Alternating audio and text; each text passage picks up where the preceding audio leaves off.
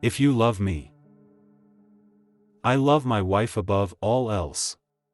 I have loved her since the moment I first laid eyes on her. I would do anything for her, and that has never changed after all these years. We first met in college. We were both theater majors, and it was day one of acting one class that our eyes met for the first time.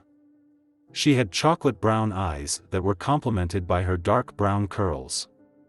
We stared at each other constantly that first day, and when we were partnered together, we knew that it was fate. "My name is Margaret," she said as soon as I walked up to her after class. I took her by hand and kissed it. "Henry," I responded. She then took one of my long dreadlocks and wrapped it around her finger, staring me in the eyes and biting her lip.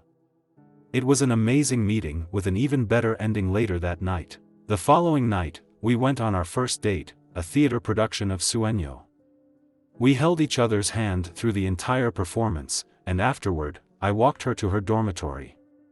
Every day after that was like a love story. We went through good times and bad times. We broke up and got back together. Through it all, one thing never changed for me: I loved her and would do anything for her. We got married after graduation and went on to become very successful in the stage acting scene. We were considered a power couple and were always cast in romantic roles opposite each other. It was easy to bring the true deep love that we felt for each other to the stage, and it was nice to make money from it. One day, our lives took a turn. We had just finished a successful performance of the stage play The Clean House when we were approached by a member of the audience. "That was an amazing performance," he said, a creepy English accent behind his words. "Why, thank you, you're sweet," said Margaret, gripping my hand. I could tell this guy had creeped her out, but being a talented actress, she was able to put on a nice front. "I've been watching you two for a very long time," he continued, his pale blue eyes staring into Margaret. "I am very much a fan of your work. Every performance is riveting, and I can tell that you put true passion into your exchanges. You two must truly love each other." "We do," I said, stepping slightly in front of Margaret. "We love each other very much. I would do anything for her."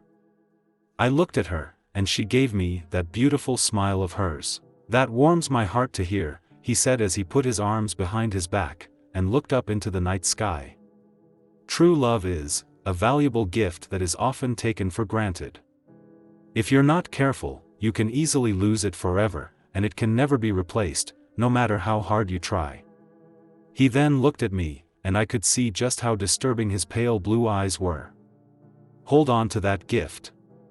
Cherish it forever." He began to walk away before I asked the question that had been bothering me since we met. "Who are you?" I yelled. He stopped and turned his head. "Your biggest fan," he answered. He then walked away. Margaret and I looked at each other, baffled at what had just taken place. Later that night, we were sitting on our couch watching a movie when suddenly there was a knock at the door. "Wonder who that could be," said Margaret as she got up to see who it was. She looked at the peephole and froze in place before taking a single step back and opening the door.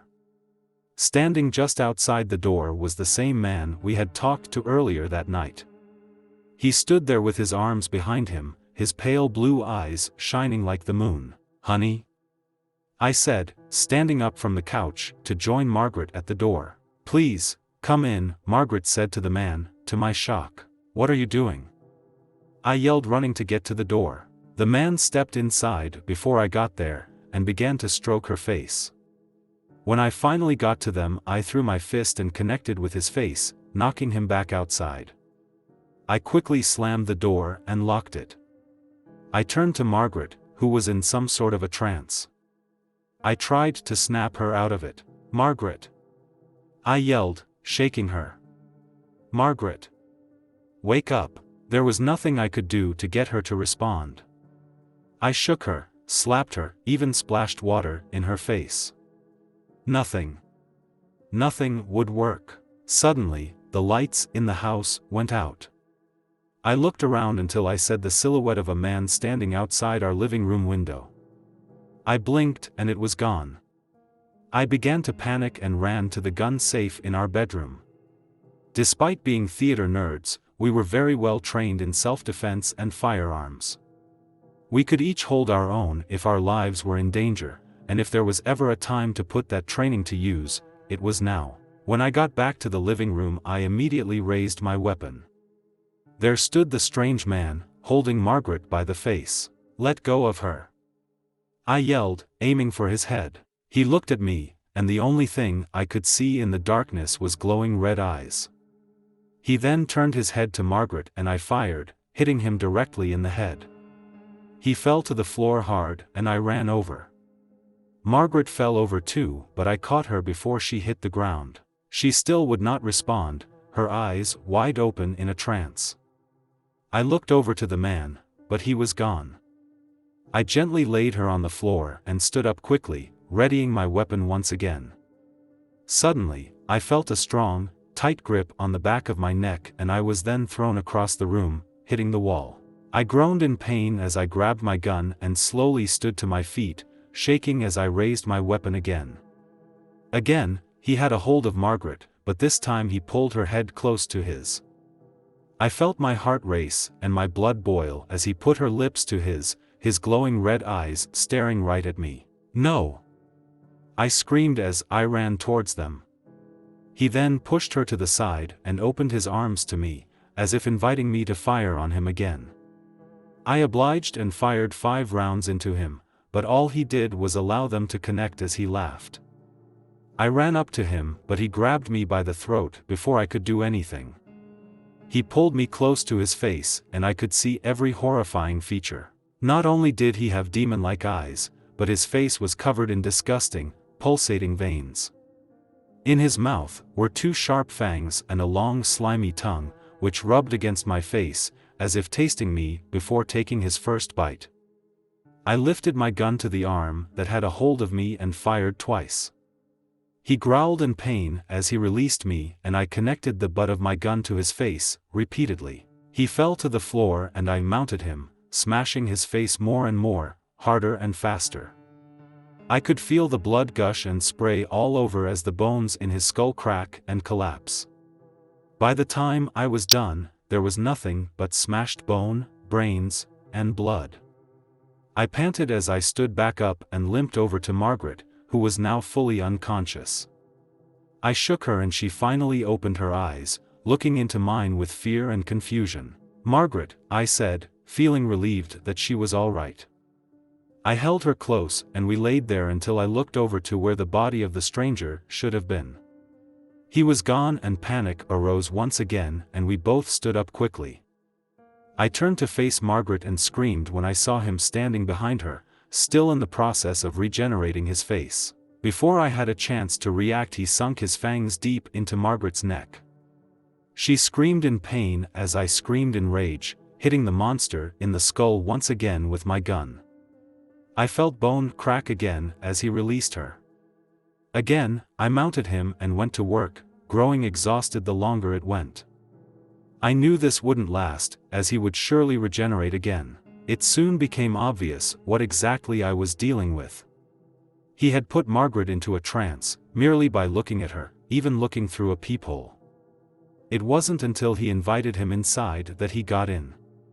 He had glowing red eyes and fangs, and he bit Margaret in the neck. "He's a vampire," I thought to myself. While he was down, I ran to the kitchen and grabbed an old wooden brook. I broke it in half and ran back to the body, where I rammed it as hard as I could directly into his heart. The body began to convulse and flail its arms and legs all over.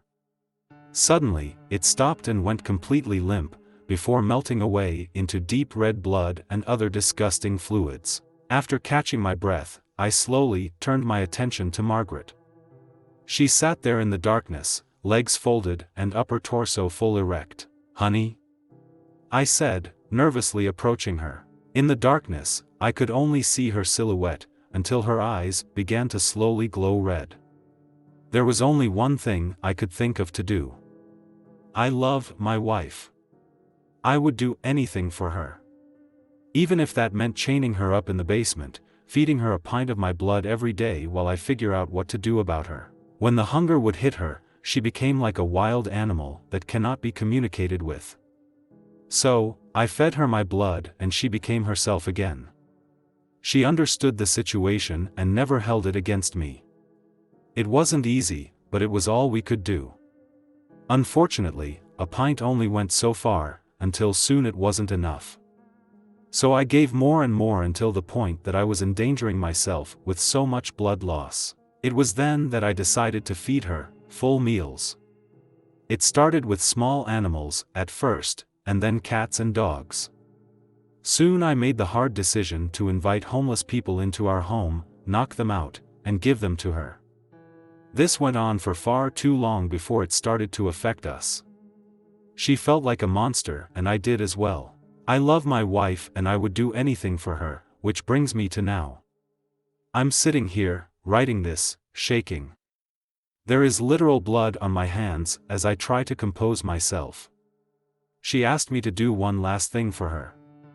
I refused at first, because I loved her too much. If you love me, she began, looking me deep in my eyes, her now pale blues not blinking, you will do this. Tears fell from both of our eyes as I pulled her in close. I love you, Margaret, I whispered. I love you, Henry, she responded. I could hear the squish as I drove the wooden stake in her heart. I trembled as I listened to her whimpers, gasps, and eventual silence. I broke down as her body melted away into liquid. I laid there in her remains, sobbing. I sit here now, with nothing left but the warning about the creatures of fiction that are very much a reality. I write my confession of the crimes I have committed out of love. I say goodbye to any friends or loved ones that may be reading this. I loved her, and I did everything for her.